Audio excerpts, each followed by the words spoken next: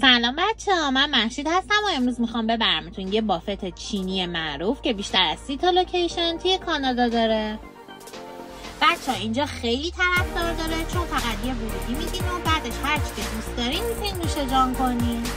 همینطوری که میبینید اینجا انواع و اقسام غذاها موجوده و فقط مختص به غذای چینی نمیشه.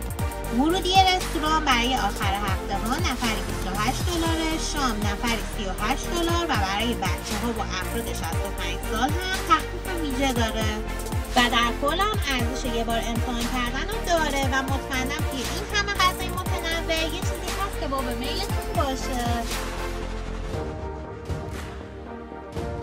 بعد از غذا هم کلی دسر و بستنی خوشمزه هست که حسابی میتونید حالش رو ببرین.